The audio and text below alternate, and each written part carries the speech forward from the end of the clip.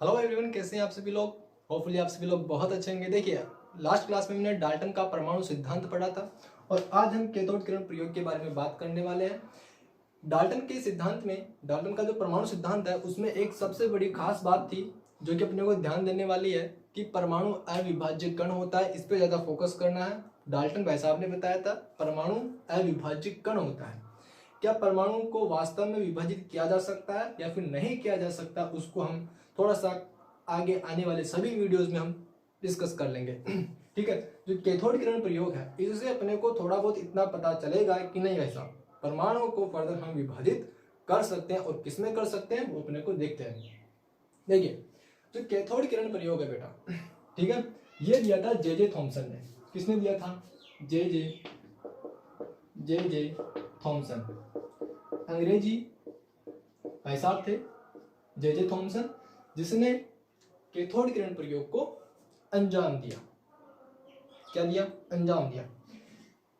कोई भी प्रयोग किया जाता है, किसी भी प्रकार का प्रयोग हो, किसी भी प्रयोग को करने के लिए अपने को पूरा एक सिस्टम तैयार करना होता है। वो सिस्टम अपन देखते हैं पहले कि जे थॉमसन ने अपना जो प्रयोग है उसके लिए सिस्टम किस प्रकार से बनाया। इन्होंने क्या किया, एक कांच की ट्यूब ली। किसकी? एक कांच की ट्यूब ली और इस कांच की ट्यूब से एक वैक्यूम पंप लगा दिया। क्या लगा दिया? एक वैक्यूम पंप, यानी कि जिसे हम क्या कहेंगे, निर्वात पंप। निर्वात पंप। निर्वात पंप का क्या काम होगा हम पढ़ेंगे आगे, समझेंगे आगे। देखो, थोड़ा सा कॉम्प्रोमाइज करना, आपको डायग्राम बेटा सही बनाना है क्योंकि आपको तो एग्जाम में भी लिखनी होती है ना। डायग्राम आप थोड़ा सा अच्छा बनाना, ठीक है। और निर्वात पंप वाली इन्होंने क्या की, एक कांच की नली ली। ये है कांच की नली, ये है अपनी कांच की नली, कांच की ट्यूब, ग्लास की ट्यूब, ठीक है।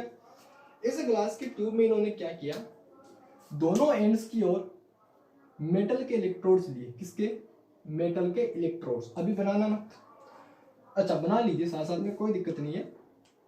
और जो इलेक्ट्रोड्स इन्होंने लिए, एक तरफ कैथोड है, ये अपना कैथोड है, कैथोड, और ये है अपना इधर एनोड बनाने वाले, ठीक है।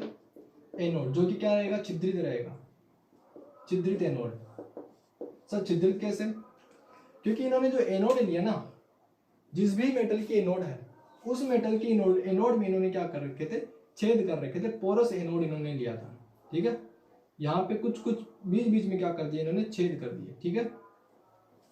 ऐसे इलेक्ट्रोड को अपन बोलेंगे पोरस इलेक्ट्रोड। और इन इलेक्ट्रोड्स को इन्होंने एक हाई वोल्टेज की बैटरी से कनेक्ट कर दिया। क्या कर दिया? हाई वोल्टेज की बैटरी से इन्होंने कनेक्ट कर लिया। अब एक समझने वाली बात जो कि आपको आई होप कि मालूम तो होगी, पर बताना हमारा फर्ज है तो हम बता देते हैं। मैंने ना बैटरी में जरा देखो, बैटरी को जो बनाया है उसमें एक तरफ एंड की तरफ मैंने छोटा डंडा और एक तरफ बड़ा डंडा किया है। बड़े डंडे का मतलब है कि बैटरी का पॉजिटिव, यानी कि जो पॉजिटिव भाग है वो, ठीक है, पॉजिटिव पोल, और ये वाला है नेगेटिव पोल को शो करता है। इतना समझ में आ गया? पॉजिटिव पोल को पॉजिटिव से जोड़ेंगे तो एनोड क्या रहेगा अपना, पॉजिटिवली चार्ज रहता है, ठीक है। इतना आप सभी जानते होंगे, पॉजिटिवली चार्ज होता है एनोड और कैथोड होता है अपना नेगेटिवली चार्ज। और इन्होंने एक छोटी सी बात और इस सिस्टम में इन्होंने कर रखी थी, वो क्या, जुगाड़। क्या? जो एनोड है हमारा, इस एनोड के पीछे की ओर जो कांच की ट्यूब है उसके अंदर की सरफेस पे इन्होंने एक मटेरियल की कोटिंग कर रखी थी। एक मटेरियल की कोटिंग इन्होंने कर ली। और ये जो मटेरियल है वो कौन सा है, ये है जेड की कोटिंग इन्होंने की, यानी कि जिंक सल्फाइड। जिंक सल्फाइड, ये है हमारा जिंक सल्फाइड। जिंक सल्फाइड क्या है? ये एक प्रतिदीप्त पदार्थ होता है। क्या होता है? प्रतिदीप्त पदार्थ। प्रतिदीप्त पदार्थ। प्रतिदीप्त पदार्थ का मतलब क्या होता है, समझो, ऐसे समझना। अच्छा, एक चीज ये समझ लो कि किसी को कंफ्यूजन अगर है कि सर पोरस इलेक्ट्रोड कैसे बनाएंगे, तो मेरे पास ना एक क्लास पड़ा है, घर में सभी के पास होता होगा, और सभी जानते होंगे कि प्लास क्या होता है, ये बोलो ना यार, जानते हो? ये मान लो एक इलेक्ट्रोड है, ठीक है, ये वाला अपना एनोड वाला इलेक्ट्रोड है और मेटल का इलेक्ट्रोड है। तो इन्होंने क्या कर रखा था, जैसे कि प्लास में ना एक छेद दिख रहा है आप लोगों को, जिस प्रकार से प्लास में एक छेद होता है ना, इसी प्रकार से एनोड में इन्होंने क्या कर रखे थे, छेद कर रखे थे। इसको अपन बोलते हैं छिद्रित एनोड। समझ में आ गई? और अब क्या हुआ, ये जो प्रतिदीप्त पदार्थ होता है इसका मतलब ये होता है कि जैसे कि आप किसी नाइट जो सड़क पे जाते हो, तो सड़क पे कई बार आपने बोर्ड होता है कि आपका इस शहर में हार्दिक स्वागत है, या फिर आगे आगे विकेट मोड है, कृपया धीरे चले, दुर्घटना क्षेत्र है, कृपया धीरे चले। इस प्रकार के बोर्ड्स लिखे होते हैं, यानी डायरेक्शनल वाले बोर्ड्स आपने देखे होंगे, बोलो ना यार, देखे हैं कि नहीं देखे? नीले नीले कलर का बोर्ड होता है, उस पर व्हाइट कलर से कुछ ना कुछ लिखा हुआ होता है, शब्द जो है। तो दिन में तो आपको बड़ी आसानी से वो पढ़ लेते हो, लेकिन क्या आप नाइट में पढ़ पाते हो? सब पढ़ तो पाते हैं, क्यों? क्योंकि वो ऐसे पदार्थ से मिलकर के बना हुआ होता है, जो वर्ड्स उस पर लिखे हुए होते हैं वो ऐसे पदार्थ से बने हुए होते हैं जिन पे अगर हल्की सी लाइट उस पर गिरती है तो वो लाइट की वजह से क्या होते हैं, वो चमकना शुरू कर देते हैं और वो अपने को बड़े आसानी से अच्छे से समझ में आ जाते हैं, पढ़ सकते हैं। तो ऐसे पदार्थों को अपन बोलते हैं प्रतिदीप्त पदार्थ। और जेडनेस भी ऐसा ही पदार्थ होता है, प्रतिदीप्त पदार्थ, जिसपे अगर किसी भी प्रकार की एनर्जेटिक लाइट बीम रे गिरती है तो वो वाला पार्ट उसका चमकना शुरू कर देता है, चमकीला होना स्टार्ट होता है, यानी कि चमकता है, ठीक है बेसिकली। तो ऐसे पदार्थों को हम बोलते हैं प्रतिदीप्त पदार्थ। आई होप कि आपको अब ये समझ में आ गया होगा, बोलो ना यार, सर समझ में तो आ गया। ये था उनका पूरा एक सिस्टम, किसका? जे थॉमसन के जो प्रयोग किया, तो उस प्रयोग में उन्होंने जो सिस्टम तैयार किया था वो ऐसा था। और ये जो निर्वात पंप हमने लिया है, इस निर्वात पंप का काम क्या होगा? अंदर कोई ना कोई तो गैस होगी। समझो, ये बोतल है, ठीक है, ये बोतल है अपनी, तो ऐसी ही बोतल है, ठीक है, ये एक बोतल है। इस बोतल में क्या कुछ भरा है? तो आपकी तरफ से तो आप कहेंगे कि सर खाली है बोतल, तो इसमें कुछ भी नहीं भरा हुआ। लेकिन मैं कहूंगा कि अभी भी ये बोतल भरी हुई है, क्यों? हवा तो है इसके अंदर, बोलो ना यार, है कि नहीं है? तो हवा भी क्या है, इसके अंदर भरी हुई है। इसका मतलब इसके वॉल्स पे कोई ना कोई तो प्रेशर होगा। अब हवा भरी है, यानी कि गैसों का मिक्सर को हम क्या बोलते हैं?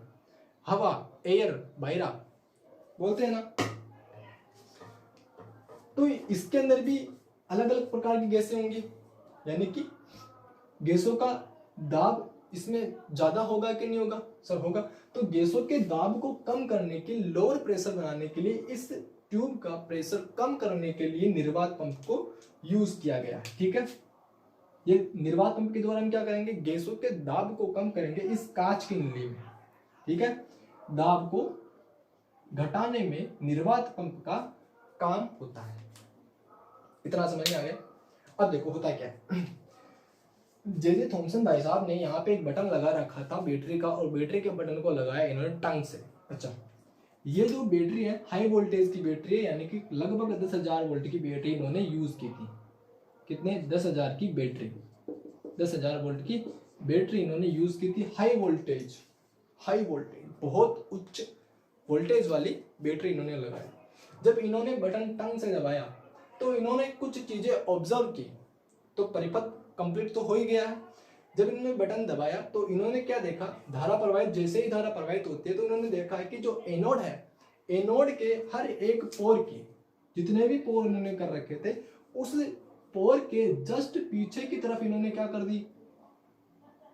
कुछ भाग जो जेडएनएस का है वो चमकना शुरू कर दिया। ध्यान देने वाली बात है, एनोड में जो पोर कर रखे थे, छिद्र कर रखे थे, वो छिद्र के जस्ट सामने वाला भाग ही चमका। जहां पे छेद नहीं था, जेडएनएस का वो भाग नहीं चमकता है। ध्यान देने वाली बात है। इसका मतलब क्या हुआ कि जो प्रतिदीप्त पदार्थ है वो कब चमकता है?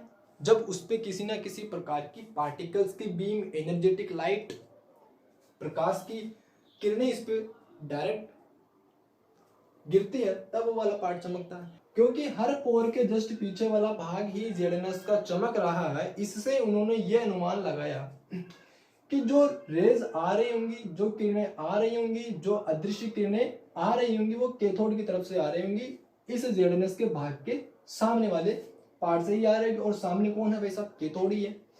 इसका मतलब ये अदृश्य रेज कैथोड की तरफ से आ रही है। बोलो ना यार। तभी तो सिर्फ पोर के जस्ट पीछे वाला भाग ही चमका, क्योंकि ये रेस पोर में से निकली है। और जहां जहां पे एनोड पोरस नहीं है उस वाले भाग पे ये किरणें टकरा करके वहीं पे थम जाती है और उसके पीछे वाला भाग चमकता नहीं है। यही तो अनुमान लगाएंगे ना, साइंटिस्ट है बेटा, इतना तो उनको ज्ञान रहता ही है, तभी तो वो साइंटिस्ट है, इतने तो वो इंटेलिजेंट रहते हैं, है ना। अब उनको ये तो पता लग गया कि कैथोड से रेज निकली होंगी और वो रेज जेलेनस के भाग पे जाकर के टकरा रही होंगी और ये रेज नेगेटिवली चार्ज है। इसका अनुमान उन्होंने कैसे लगाया?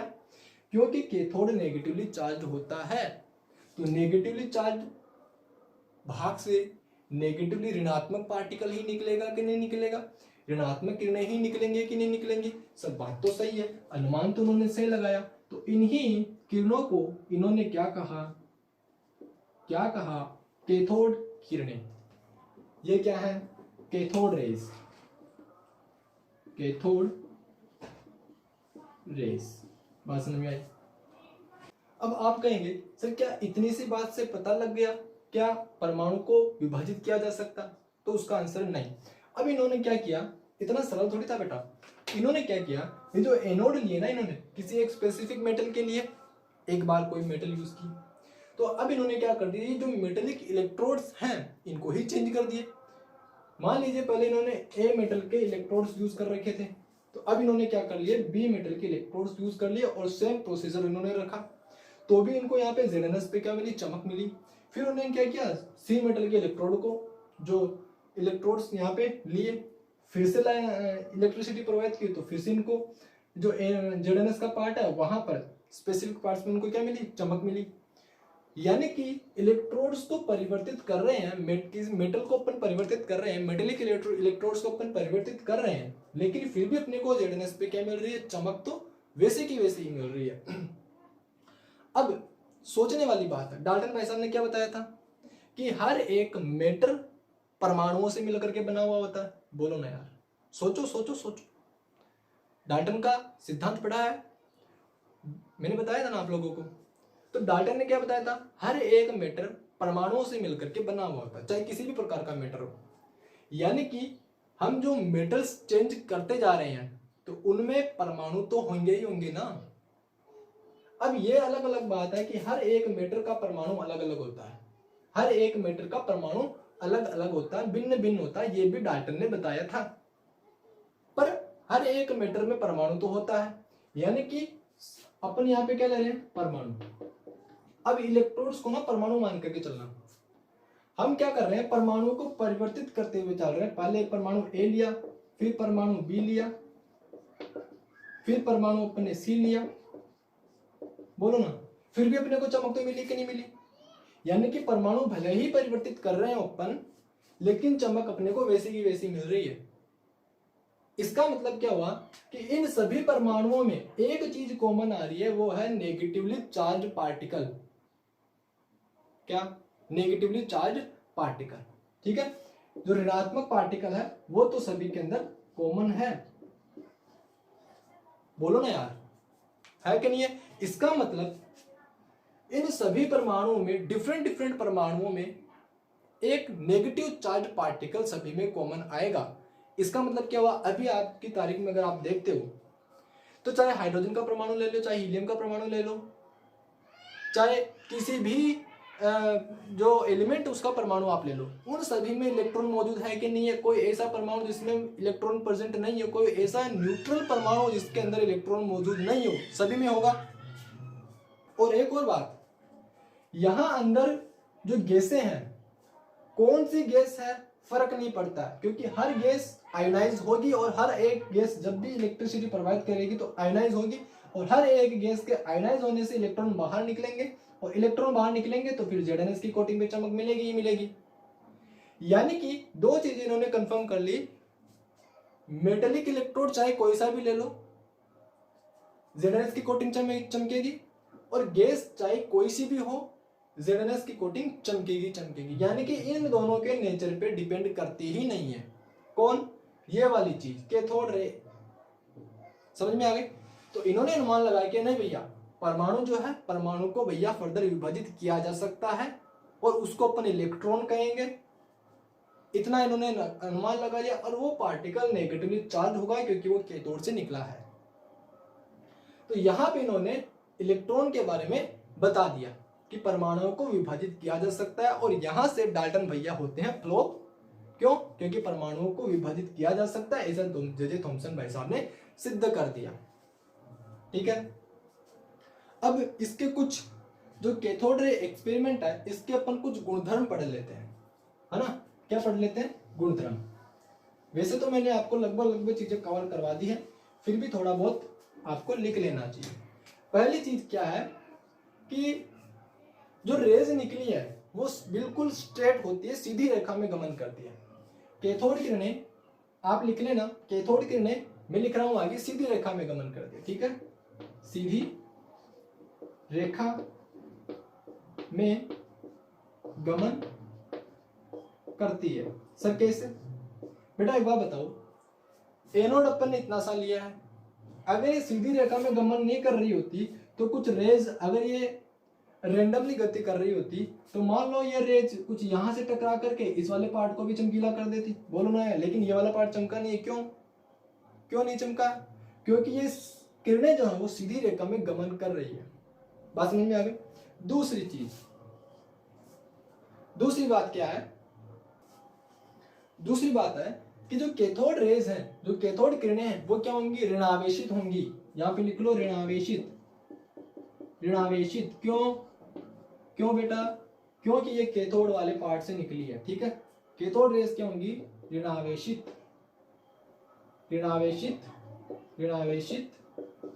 होंगी। ये किसके गुणधर्म है? कैथोड किरणों के गुणधर्म है। सीधी रेखा में गमन करती है, ऋणावेशित होती है, ऋणावेशित होंगी। थर्ड क्या है? मान लो हमने क्या किया, अब कुछ इलेक्ट्रोमैग्नेटिक फील्ड अपन जनरेट कर रहे हैं। इलेक्ट्रोमैग्नेटिक फील्ड इस ट्यूब के ऊपर नीचे की तरफ लगा रहे हैं। मान लो इस तरफ अपन ने क्या किया, इलेक्ट्रोमैग्नेटिक फील्ड लगा दिया इस प्रकार से। ठीक है, ये जो कांच की ट्यूब है ना, इस कांच की ट्यूब के चार साइड में अपन ने क्या लगा दिया? इलेक्ट्रोमैग्नेटिक फील्ड, विद्युत चुंबकीय क्षेत्र लगा दिया। ठीक है, जब अपन यहाँ पे विद्युत चुंबकीय क्षेत्र लगाएंगे तो मान लीजिए ये वाला पार्ट क्या है? नेगेटिव कैथोड वाला हो गया और ये क्या हो गया? पॉजिटिव पार्ट है, एनोड वाला पार्ट। ठीक है, थोड़ा इस प्रकार से समझना। ठीक है, तो क्योंकि ये नेगेटिवली चार्ज है, कौन? ये वाले भाई साहब, यानी कि कैथोड रेज। तो मेरे को बताइए, नेगेटिव की तरफ भागेगा कि पॉजिटिव नेगेटिव की तरफ भागेगा?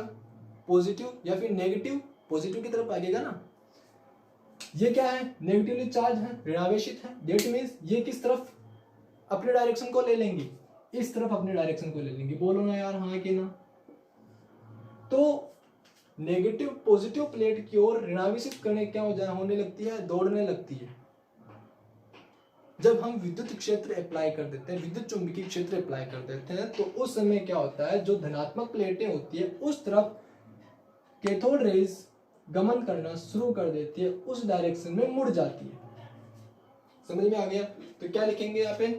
विद्युत चुंबकीय क्षेत्र लगाने पर कैथोड रेज धनात्मक प्लेट की ओर विचलन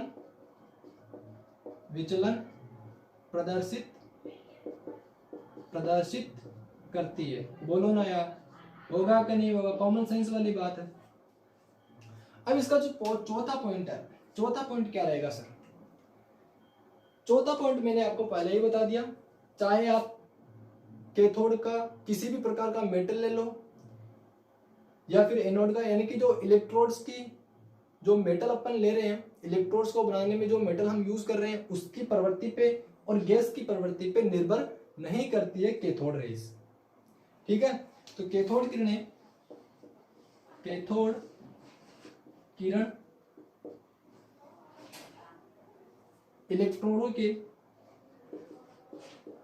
इलेक्ट्रोडों की धातु एवं